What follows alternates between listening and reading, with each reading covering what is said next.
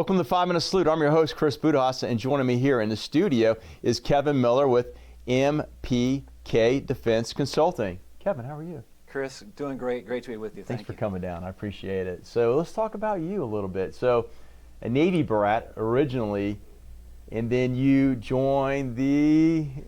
Yes, I was a Navy brat and, and grew up from Maine to Hawaii. Oh, wow. Okay. But early on, as a very, very small child, I was taken by my father to visit a shipmate in Quonset Point, Rhode Island, of all places, and went aboard the aircraft carrier USS Lake Champlain. Oh, okay. And it just hit me. I mean, just Yes, the airplanes on the deck and the Narragansett Bay in the distance, and there was ice cream in the wardroom. I said, wow, this is for me.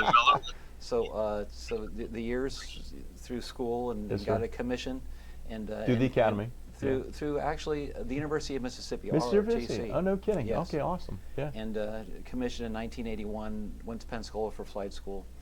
Winged in 1983, flew the A7E Corsair II and the FA-18 Charlie model Hornet. Yes, sir. Throughout the 80s and 90s, right here in Jacksonville at Cecil Field. I spent my virtually entire operational flying career here.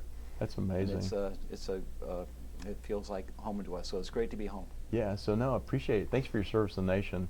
And you were on 9/11, you were in the Pentagon, as we were talking off camera. All roads lead to the Pentagon, and yes, and yes, I was there on 9/11, and retired 4 years later in 2005. Yes, sir. No, thank you for your service. And then we were talking off camera also, and I saw you on LinkedIn. Thanks for connecting. I think it's a powerful tool for veterans and network. You're pretty busy.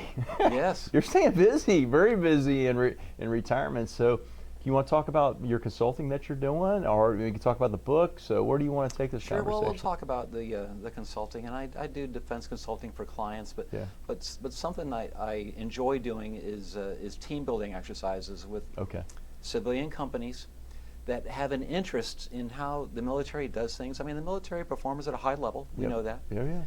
How do they do that? Right. And the way that we used to do it at Cecil Field, yes, sir, and at other active duty air stations is that we would plan for our flights, and we'd have earned qualifications to actually be able to lead a flight. Mm-hmm. We would plan it with all the contingencies. We would go out and fly it, and then we'd come back and we'd talk about it. Mm. And so just to walk you through that, we would take off from Cecil Field. We'd be over Interstate 95 at 8 o'clock in the morning. Everyone's heading to work. We'd head out over the ocean, and we would fight each other, mock dog fights, maybe 2 or 3 engagements that take a couple, 3 minutes each. Yes, sir. We'd be out of fuel, come back to Cecil Field, land, and then we would talk about it probably for an hour and a half. Right. And we'd go over every detail, every learning point, because that's where the learning occurs in a debrief. And then we'd eat a bologna sandwich and do it again that afternoon. Civilian companies can learn from this. I was going to ask, what do they get out of that? I mean, I'm sure they get a lot. I know they do. Yeah. Is it applicable? And it's a human endeavor. Right. And so, people think that the military is a lot of yelling and screaming and drop and give me 50. Yeah. But no, you have to, you're dealing with human beings, and they have egos, and fighter squadrons you may have heard. So, here's an example. Yeah. 2 stars and a wish. And so this can be applied to a civilian company. Yeah. Look, you are the employee that knows the most about our product line of anyone here. Yeah. Customers love to engage with you because you're so friendly. We just wish that you would come to work on time. and so, that can, all right, well, thank you for that, and I'll work on that. Now, if that behavior continues, there'll be another conversation, the type that maybe we have experienced in our military days. Yes, sir. But that can be applied. So,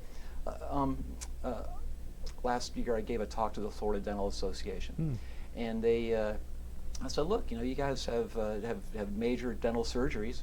Do you talk about that with the staff before you go in there and talk about the contingencies? What ifs? Yeah. And then when it's over, do you have a debrief on how it went so people can learn and get better? And some of the dentists do that, others maybe not. Yeah. But it's something to consider. And people are busy. We're all busy. We were busy in a fighter squadron. Yeah, you were. But you set the time aside for that, and that is where your culture can become excellent. I love that. Yeah, because it's funny. I had a conversation with a friend who's got a consulting company, and that kind of bleeds into what he says, what makes a B player into an A player, or an A player into an A plus player, or an organization in that case. So let's talk about your books. So you are busy writing. So can you tell us about these books that you Yes. you publish here? After I retired, a friend said, you should write a book. And I waved him off. But he pressed me. He says, no, you got stories. And all of us do. Yeah. So I thought, okay, maybe something for the kids to read. And so I started working on what became Raven 1. Okay. And I'd pick it up and put it away. But after several years, I finally finished it. And I knew that I had something. Okay. And so I shopped it around New York. You got to get an agent first. And Yeah. I talked to some agents. They said, look, you got some ability, but not for me right now, but keep trying. And that didn't work. But at the same time, and this is the early 2010s, Yeah. this thing called Kindle was coming out. And Kindle Direct Publishing, and I fell in with a guy named George Galderisi, a terrific author, a fellow aviator, and a guy named Jeff Edwards, another fellow sailor who had written both of them written some terrific books. And they took a look at Raven 1 and they published it under their label. Yeah. So there it is. And so for me, I hit enter on the computer, and my book is out there. Oh, wow. And people started buying it, and I would get feedback. Raven 1 hit number 29 in all of Amazon. Wow. And so okay, Congratulations. That's huge. Thank Yeah. you. Yeah. And so continue writing. I'm an independent author. Yeah. And it's nice. I keep my rights. It's all on me. But it is nice to be able to write what I want and not what New York wants the public to read. Right. Right. That's got to be therapeutic. Yes. Yeah, that's excellent.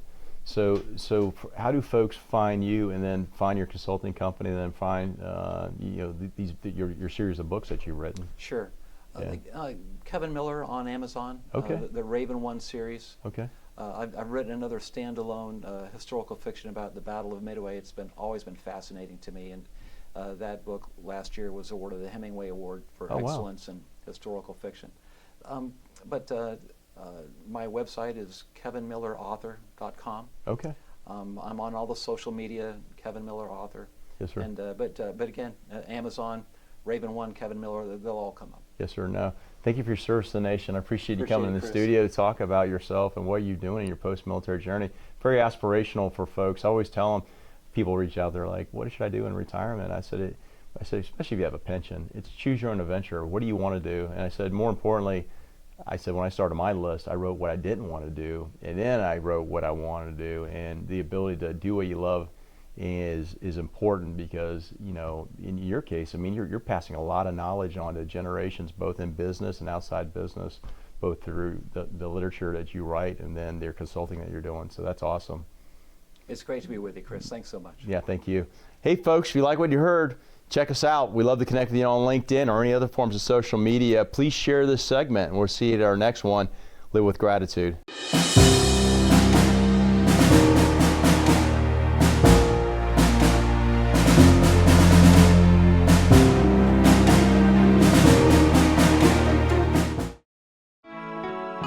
When they leave us for battle, we await their return. When their embrace is gone, we imagine them with us. Some don't come back. We grieve. Some come back hurting. We help. Heroes survive. We honor them. Heroes fall. We remember them. 150,000 veterans live in Jacksonville.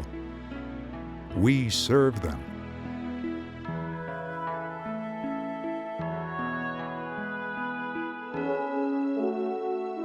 We're the Military Affairs and Veterans Department, City of Jacksonville. Because of them, our light never dims.